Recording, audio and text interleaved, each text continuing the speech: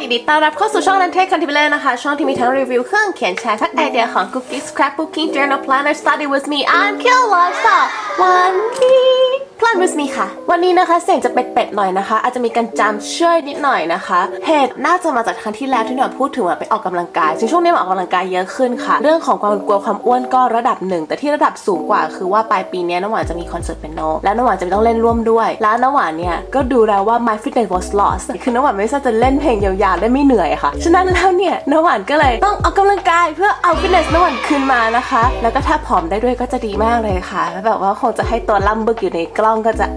เขินออกกำลังกายเกี่ยวอะไรกับที่ป่วยใช่ไหมคะน้ำหวานมิได้บ้าเป็นคนเหล็กวิ่งกลางสายฝนนะคะแต่ว่ามันเป็นเรื่องปกติของน้ำหวานเลยที่เมื่อออกกำลังกายทีไรน้ำหวานจะมีน้ำมูกค่ะแล้วแบบจะจามสนั่นมากเป็นอย่างนั้นไปเรื่อยๆแล้วมันก็จะกลายเป็นป่วยจริงๆป่วยสะเงาะสะแงะน้ำมูกไหล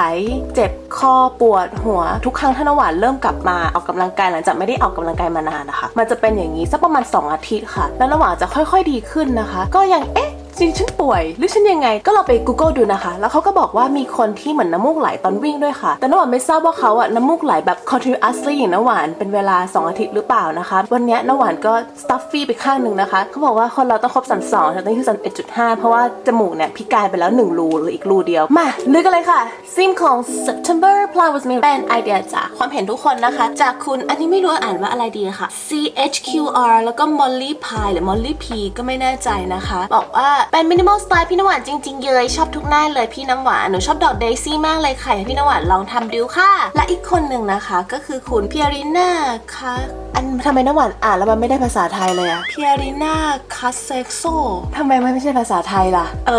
ก็ขออนุญาตบอกว่าเดือนหน้าขอเป็นออทัมค่ะเพราะเนี้ยคือน้ำหวานตัดสินใจไม่ได้เลยว่าข้าพเจ้าจะเอาอะไรดีระหว่าง Daisy or Autumn ชอบทั้งคู่ไงน้ำหวานก็ตัดสินใจว่าเดือนเนี้ยธีมของเราคือ Four Seasons Picnic คือเราจะไปปิกนิกกันใน4 ฤดูเลยจ้าเพราะ Daisy มันให้ความรู้สึกแบบ summer มากเลยใช่ไหม Autumn ก็คือ Autumn Four Seasons Picnic เราก็สามารถดึงทั้ง Daisy แล้วก็ดึงทั้ง Autumn มาได้แล้วก็อื่นๆที่น้ำหวานรู้สึกว่าอยากจะใส่เข้าไปเป็นไงฉลาดปะฉลาดเนาะแล้วน้ำหวานจะเอาภาพที่น้ำหวานรวบรวมอันนี้คือน้ำหวานไป search มาใน Pinterest นะคะใช้คำว่า collage people พอ search คำนี้มันก็จะมีภาพมนุษย์อย่างเงี้ยมาแล้วอันนี้น้ำหวานก็ search คำว่า autumn leaf แล้วมันก็โผล่ขึ้นมาเลยนะคะแต่พวกเนี้ยน้ำหวานเซฟเป็นภาพออกมาตั้งนานแล้วก่อนที่เราจะไปเริ่มทำ Four Seasons Picnic ของเรานะคะมาดูกันก่อนว่าเดือนที่แล้วน้ำหวานทำอะไรไปบ้างจ้า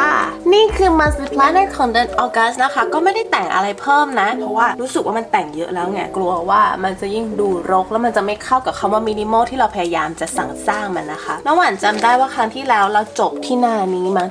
หน้าถัดมาเป็นประมาณนี้ค่ะก็นี่อันนี้หน้าแรกของเดือนออกัสหน้านี้อันนี้ที่เราทำสีน้ำกันนะคะนี่อันนี้สัปดาห์ที่น้ำหวานอยู่ค่ะต่อมานะคะคราวนี้เราย้อนกลับไปที่เดือน9นะคะจะหมดปีแล้วเหรอเนี่ยน้ำหวาน draft สิ่งที่น้ำหวานต้องการจะระบายเอาไว้ตรงนี้แล้วนะเขียนให้ดูอีกทีวิธีการวาดผ้าให้มันเป็นพับๆแบบนี้นะคะเราต้องเริ่ม draft เป็นเส้นตรงก่อนกัดลายว่าทิศทางของผ้าจะเป็นประมาณนี้นะก็ลากเส้นมาตามอันนี้เลยค่ะแล้วก็ทำเป็นหักขึ้นไปอย่างนี้แล้วเราก็ต้องวาดเหมือนเป็นรอยผ้าที่มันพับขึ้นอย่างนี้ใช่ไหมคะแล้วก็ตรงเนี้ยก็ต้องมีรอยผ้าที่มันพับออกมาอยู่เราก็จะได้แล้วว่าเนี่ยคือส่วนที่เป็นผ้า draft สิ่งที่จะทำให้ดูแล้วมาระบายสีกันค่ะน้องหวานจะใช้สีน้ำเหมือนเคยเลยนะคะน้องหวานอยากให้มันเป็นโทนสีประมาณนี้ค่ะautumn นั่นแหละส้มๆแดงๆค่ะตัวนี้เป็นสีน้ำ reefs นะคะที่หวานเคยบีบทิ้งไว้มันยังไม่หมดก็เลยใช้ต่อเวลาจะระบายเพลทเนี่ยมันควรจะต้องใช้หัวแปรงแบนที่มันเล็กกว่านี้หน่อยนะแล้วก็มีไซส์เดียวไงที่เป็นหัวแบนนะคะพระเจ้าก็เลยลุยจ้ะปาดไปก่อนแล้วเดี๋ยวน้องหวานค่อยมาเก็บรายละเอียดนะคะแล้วก็ใช้มุมของมันเก็บรายละเอียดให้มันดูแบบว่ามีความโค้งไปตามผ้าที่เรา draft เอาไว้อันนี้น้องหวานต้องเป่ามันเพราะว่าถ้าปล่อยให้มันแห้งจริงๆเลยมันกลัวมันจะย่นๆนะคะแล้วอีกสีหนึ่งนะคะพวกนี้มันต้องมีหลายสีใช่ปะเดี๋ยวขอดูไกด์ไลน์เขาใช้สีเหลืองเนาะเห็นไหมคะว่าไอ้ตรงที่มันยกขึ้นน้องหวานจะทำให้มันไม่เท่ากันเห็นปะของอันเนี้ยต้องสูงกว่า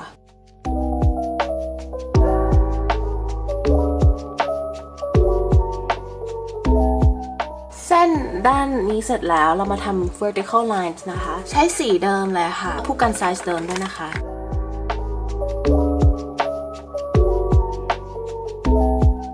เดี๋ยวนะขอดูสภาพหน้านี้ก่อนอ้าวสียังอยู่โอเคตอนแรกคิดว่านี้สีจะละลายซะแล้วโอเคอ่ะไปต่อสีเหลืองที่เราทำเป็นแถบเล็กเนี่ยตามด้วยสีน้ำเงินละกันนะคะคืออยากให้มีสีอื่นแบบโผล่เข้ามาแทรกมาลองสีตรงที่มันเป็นพวกรอยพับอะไรอย่างงี้นิดๆหน่อยๆนะคะตรงจุดเนี้ยมันกลายเป็นสีขาวที่ความจริงแล้วเนี่ยมันควรจะต้องเป็นสีแดงอยู่นะแล้วน้ำหวานเอาแดงผสมดำเพราะตรงที่มันติดกันกับพวกเนี้ยมันควรจะต้องแบบมืดๆไงมืดตัดเส้นตรงนี้เราจะใช้เป็นเทานะคะแต้มข้างในก่อนข้างในมันต้องมืดกว่าซับแป้งนะคะแล้วเกลี่ยสีออกมาและตรงนี้นะคะขอบเอาที่มันเหลืออยู่ในแป้งนะคะทำให้มันเกิดเป็นเงานี่นะคะเป็นซาซ่าเป็นปลอกแต่ข้างในคือ Pentel Energel หัว 1.0 นะคะอย่าให้มันเส้นติดกันมากนะยกมานิดนึงค่ะให้มันดูออกว่าตอนนี้เป็นผ้าที่มันพับอยู่นะจ๊ะเหลืออีกนิดเดียวนะคะตัดอันนี้เป็นวีคเอนคือไม่ไว้ใจตัวเองหลังจากเคยลงวันที่ผิดมาหนนึงแล้วเดือน September เป็นเดือนที่น้ำหวานต้องมีกิจกรรมฉะนั้นน้ำหวานจะเริ่มถมบางช่องที่มันเป็นสิ่งที่น้ำหวานต้องมีงานนะคะพอทำอย่างนี้ก็รู้สึกว่าไม่ต้องแต่งอะไรเพิ่มแล้วดูกันเดือนหน้าว่าสุดท้ายเป็นยังไงบ้างเรามาที่ weekly planner ดีกว่าค่ะในสัปดาห์แรกนะคะน้ำหวานจะให้เป็นธีมของ summer ดอก daisy เนี่ยจริงๆแล้วเขาจะเป็นโทนขาวแต่ว่าชอบเอามาใส่คู่กับฟ้าค่ะเพื่อที่ว่าฟ้ากับเหลืองมันจะได้โดดขึ้นมาน้ำหวานจะตีเส้นกั้นน้ำหวานใช้ fabric paper อย่างนี้นะหน้าตาแบบนี้อยู่ที่ไดโซะเราจะเอาสาวน้อยคนนี้นะคะ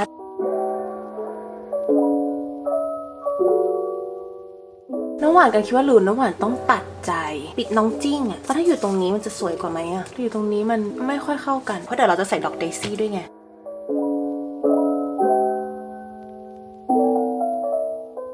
แล้วเราจะวางมันอย่างนี้เป็นไงน่ารักไหมยังไม่จบง่ายๆนะคะเดี๋ยวเราจะ calligraphy เบาๆนะคะน้ำหวานจะเขียนคำว่า Daisy เอาไว้ตรงนี้นะตามด้วยคำว่า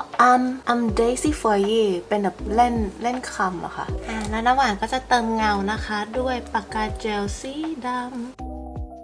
โอเคนี่ก็คือสัปดาห์แรกนะคะเป็นตัวแทนของความซัมเมอร์ของเราค่ะเมื่อฤดูร้อนผ่านไปฤดูฝนก็ต้องมานะคะแต่น้ำหวานไม่อยากทำฝนตกอีกแล้วเพราะว่าเราทำฝนตกไปแล้วรอบเนี้ยเนี่ยคือฝนมันเยอะมากน้ำหวานจะทำสายรุ้งเมื่อข้าพเจ้าคิดจะทำสายรุ้งฉันเส้นกั้นระหว่าง AM PM ก็จะต้องมีสีสันที่สดใสน่ารักกระจุ้งกระจิ้มภาพที่เราจะมาใช้นะคะคือนี่ค่ะโผสระว่ายน้ำสายรุ้งเนี่ยปกติมันจะต้องอยู่กับเมฆไงแต่น้ำหวานคิดว่าจะเป็นยังไงนะถ้าเราเอาสายรุ้งมันมาอยู่เข้าไปข้างในโผมันน่าจะหาดีเนาะover the rainbow ม่วงคามน้ำเงินเขียวเหลืองแสดแดง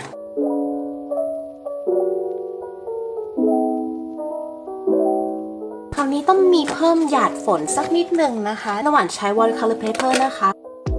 เดี๋ยวรอน้องแห้งอีกทีนะคะแล้วอันนี้น้ำหวานไม่แน่ใจมาจาก collage ตัวไหนนะเก็บไว้ในซองตั้งนานและไม่ได้เอามาใช้สักที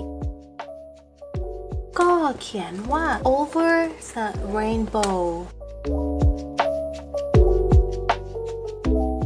มีเท่านี้ก็เริ่มสวยแล้วอะแล้วเราก็ต้องมีน้องน้ำฝนด้วยนะคะ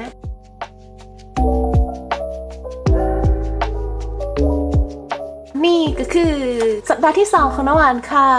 สัปดาห์ถัดมานะคะออทัมจะมาตรงนี้เลยค่ะเส้นกั้นระหว่างสัปดาห์ก็ต้องออทัมสูงมากก็คือน้ำตาลคู่กับสีออกเศษนี่แหละค่ะคนที่จะมาอยู่ในออทัมของเรานะคะคือคนนี้ค่ะแล้วก็น้องใบไม้นี้ด้วยเอารูปเพลทอันนี้นะคะลากเส้นเลยค่ะแล้วเราจะวางเขาซ้อนกันแบบนี้ไงคะอาจารย์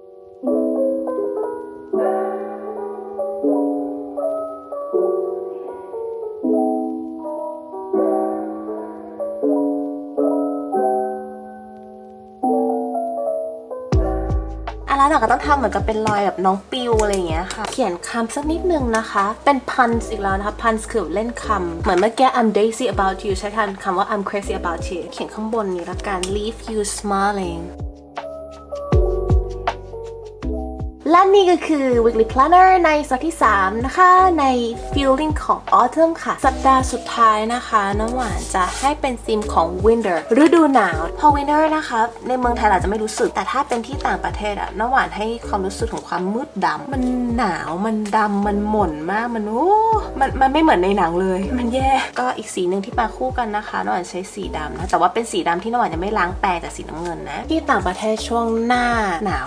มันเศร้ามากจริงๆลูกศิษย์น้ำหวานที่อยู่ต่างประเทศในเมืองที่แทบไม่มีแสงแดดเลยค่ะแล้วเขาก็บอกว่าเขามีความรู้สึกคล้ายๆเขาเป็นซึมเศร้าช่วงที่เป็นหน้าหนาวน้ำหวานคิดว่าไม่แปลกขนาดฉันไม่ได้อยู่หนาวเท่าแกฉันยังหมองเลยฉันว่าฉันก็เป็นคนล่าเริงเบอร์หนึ่งแล้วนะมันไม่อยากทำอะไรมันหนาวไปถึงกระดูกแล้วเป็นชิลเบลนด้วยเหมือนมีเข็มเป็นพันเล่มแทงอยู่ที่มือกับที่เท้ามันแทบไปไหนไม่ได้วันๆกบอยู่คิตเตอร์อย่างเดียวอะสรุปภาพรวมคือแย่น้ำหวานจะใช้ภาพนี้นะคะแต่ว่าจะเอาทีวีเนี่ยทำเป็น snow globe แต่ทีวีนี้มันเล็กไปนิดนึงน้ำหวานก็เลยคิดว่าเดี๋ยวน้ำหวานจะแทนทีวีอันนี้นะคะด้วยทีวีที่ใหญ่ขึ้นทำส่วนที่เป็น snow globe ไปก่อนนะคะระหว่างรอน้องแห้งนะคะเอาพ่อหนุ่มคนนี้แปะเลยละกันเราก็มาเขียนเกล็ดหิมะกันนะคะ